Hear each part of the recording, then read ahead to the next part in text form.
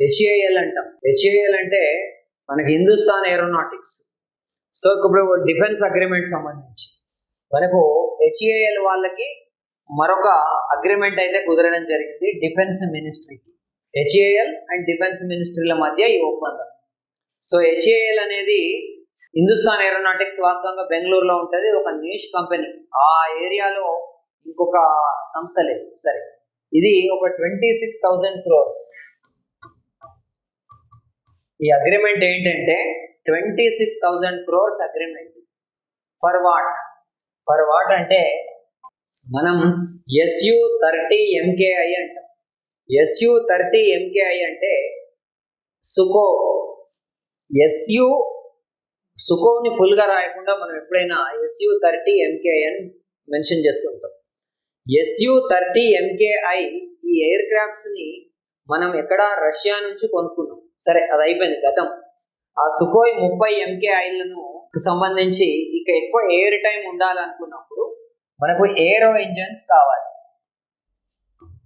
ఏరో engines, ఆ యొక్క most modern ఏరో ఇంజన్స్ని ఎంత క్వాంటిటీ 240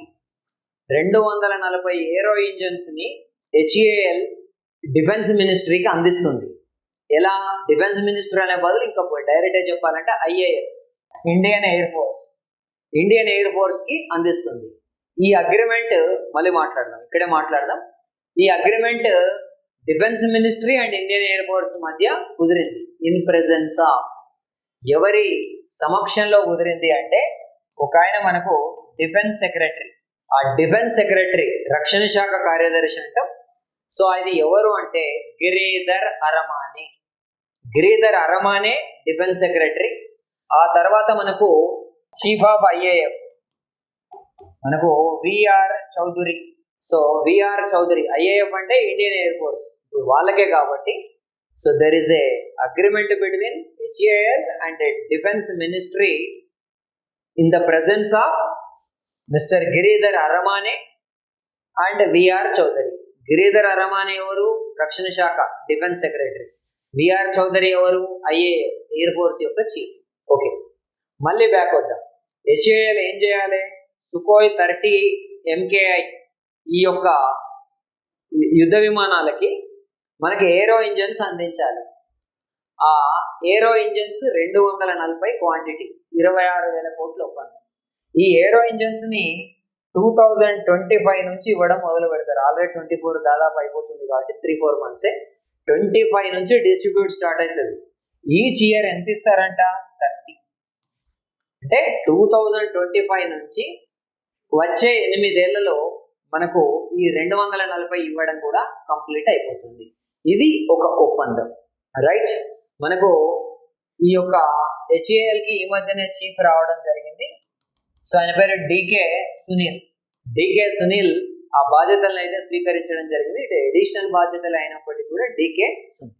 ఇక HAL వాళ్ళు మరొక అంశంలో కూడా మనకు న్యూస్లో ఉన్నారు. వాటిని ఏమంటామంటే, ముందు మనకు ఇంజన్ గురించే మాట్లాడుతున్నాం కాబట్టి ఇంకొక ఇంజన్, ఆ ఇంజన్ పేరు అరావలి. ముందు ఒక లైన్ని సింపుల్గా మాట్లాడేసి మళ్ళీ అది కొద్దిగా కాంప్లికేటెడ్ పార్ట్లోకి వెళ్దాం. మనకు ఇండియా దగ్గర మల్టీ రోల్ హెలికాప్టర్స్ ఉంటాయి, MRH అంటాం. జనరల్ హెలికాప్టర్స్తో పోలిస్తే ఇవి కొంచెం మల్టీ రోల్, డిఫరెంట్ టాస్కులు చేస్తూ ఉంటాయి. అవసరమైతే మనకు వస్తువుల్ని తీసుకెళ్తాయి, సైనికులు కిందికి దిగడానికి తోడ్పడతాయి. అది ఈ మల్టీ రోల్ హెలికాప్టర్స్ కోసం ఒక అధునాతనమైన ఇంజన్ని తయారు చేయబోతున్నారు. ఆ ఇంజన్ పేరే అరావలి. ఈ మల్టీ రోల్ హెలికాప్టర్స్ ఎలా ఉంటాయి ఎందులో అనేది మళ్ళీ మాట్లాడదాం. ఈ అరావలి అనే ఇంజన్ని తయారు చేయడానికి HAL మరొక ఆర్గనైజేషన్ తోటి JV అంటే జాయింట్ వెంచర్ ఫామ్ చేసింది.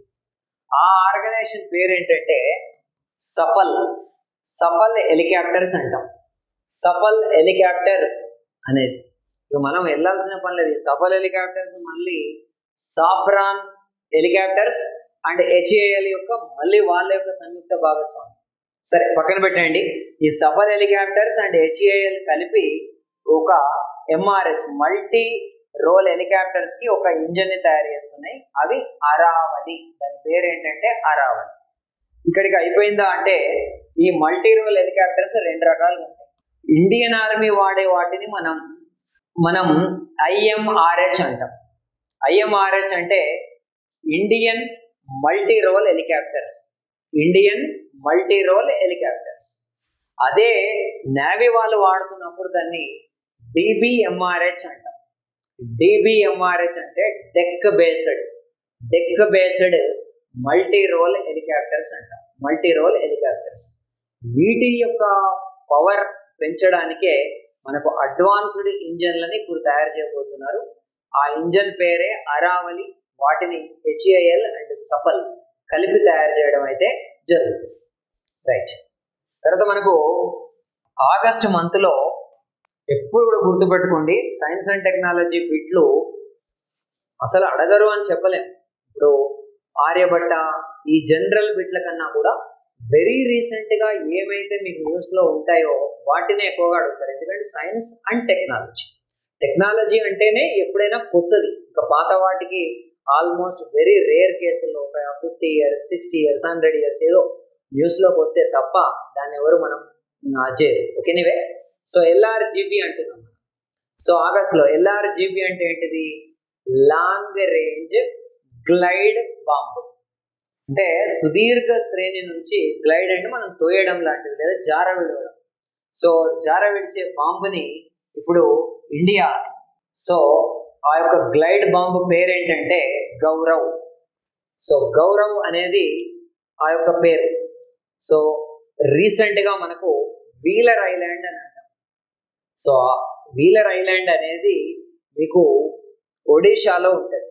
యాక్చువల్లీ ఇంకా వీలర్ ఐలాండ్ అంటున్నారు. దీనికి ఆ వీలర్ ఐలాండ్కి ఆల్రెడీ నేమ్ ఎవరి పేరు పెట్టారంటే అబ్దుల్ కలాం ఐలాండ్ అంటాం. So wheeler island, Abdul Kalam island ఇవి ఒడిషాలో ఉంటాయి. అబ్దుల్ కలాం మీకు తెలిసిందే, మీరు మిసైల్ మ్యాన్ ఆఫ్ ఇండియా అని మీరు అబ్దుల్ కలాం అయితే పిలుస్తూ ఉంటాం కదా, అది. సో అక్కడ నుంచి మనకి ఒక గ్లైడ్ బాంబ్ అయితే జార విడవడం జరిగింది. దాని పేరు గౌరవ్ అనేది దాని యొక్క ఫ్యాక్ట్. ఇవి మనకు రీసెంట్ డైరెక్ట్గా మాట్లాడుతున్నప్పుడు కొన్ని ఇంప్లిమెంటేషన్స్. దీని నుంచి ఇంకా అడిషనల్గా వెళ్తే మనకు అఫీషియల్ లాంగ్వేజ్ అంటే అధికార భాష అంటాం. ఈ అఫీషియల్ లాంగ్వేజ్ పైన ఒక పార్లమెంటరీ కమిటీని అయితే వేయటం జరిగింది. అఫీషియల్ లాంగ్వేజ్ పైన పార్లమెంటరీ కమిటీ అంటే అఫీషియల్ లాంగ్వేజ్ ఏంటి? Most problem Hindi. ఆ అఫీషియల్ లాంగ్వేజ్ పైన పార్లమెంటరీ కమిటీకి ఇప్పుడు చైర్మన్ ఎవరు అంటే Amit Shah. So Amit Shah central home minister. Actually ఈ పదవిలో ఆయన 2019 నుంచి కంటిన్యూ అవుతున్నాడు. 2019 నుంచి కూడా కంటిన్యూ అవుతున్న వ్యక్తి అమిత్ షా. తర్వాత మనకు ఆయన డైరెక్ట్ క్వశ్చన్ ఏం చూసేది ఉంది కానీ ఆయన కుమారుడే జై షా. ఈ మధ్య మనకు ఐసీసీ. సో ఐసీసీలో అంటే మనకు ఇంటర్నేషనల్ క్రికెట్ కౌన్సిల్ యొక్క కొత్త chairman. So international cricket council యొక్క కొత్త చైర్మన్ పేరు జై షా. ఇప్పటి వరకు ఉన్న ఆయన పేరు మనకు గ్రేగ్ బార్క్లే. సో ఆ గ్రేగ్ బార్క్లే న్యూజిలాండ్. సో ఈ మంత్ కూడా ఆయన స్టిల్ ఉంటాడు. గ్రేగ్ బార్క్లే స్థానంలో ఐసీసీకి కొత్త చైర్మన్ ఎవరు అంటే జై షా. అలాగే ఇంతకుముందు మనకు ఈ యొక్క పదవి ఏదైతే ఉందో ఈజ్ ద 5th ఇండియన్. ఈ పదవిలోకి వస్తున్న 5th ఇండియన్. సో మనకి ఇంతకుముందు జగమోహన్ దాల్మియా, ఆ తర్వాత మనకు శరద్ పవార్, ఆ తర్వాత ఎన్ శ్రీనివాసన్, శశాంక్ మనోహర్, అండ్ ఇప్పుడు 5th ఇండియన్ జై షా. జగమోహన్ దాల్మియా, శరద్ పవార్, మీరు పాలిటిక్స్లో చూస్తూనే ఉంటారు, ఎన్ శ్రీనివాసన్. సో మనకి ఇండియా సిమెంట్స్ బయట ఈ చెన్నై సూపర్ కింగ్స్ కూడా వాళ్ళదే. ఆ తర్వాత శశాంక్ మనోహర్. ఈ నలుగురు కూడా గతంలో ఇండియా నుంచి పదవిలో కూర్చున్నారు. ఇప్పుడు 5th పర్సన్ అయితే వస్తున్నాడు, ఆయన అమిత్ షా. ఒక పాయింట్ వచ్చినప్పుడు అది అంతే. గవర్నమెంట్ ఈ మధ్య పిఎస్సిని నియమించడం జరిగింది. పిఎస్సి అంటే public accounts committee. So central government యొక్క పబ్లిక్ అకౌంట్స్ కమిటీకి చైర్మన్ ఎవరు అంటే కేసీ వేణుగోపాల్. కేసీ వేణుగోపాల్ అనేది పబ్లిక్ అకౌంట్స్ కమిటీ యొక్క చైర్మన్ పేరు. సో ఇతను కాంగ్రెస్ రాజస్థాన్ నుంచి కాంగ్రెస్ ఎంపీగా ఉన్నాడు కేసీ వేణుగోపాల్. ఆయనకి ఈ పిఎస్సి చైర్మన్ పదవిని అయితే ఇవ్వడం జరిగింది, పబ్లిక్ అకౌంట్స్ కమిటీ. రైల్వే ఉద్యోగాల శిక్షణలో నూతన ప్రభంజనం. ప్రత్యేకంగా రైల్వే ఉద్యోగాలకు మాత్రమే కోచింగ్ ఇస్తూ రైల్వేలో అత్యధిక ఉద్యోగాలు సాధించిన గ్రేట్ ఇన్స్టిట్యూట్ లో చేరండి. తప్పకుండా అతి త్వరగా రైల్వే ఉద్యోగాన్ని సాధించండి. Great institute, RRB, Secunderabad.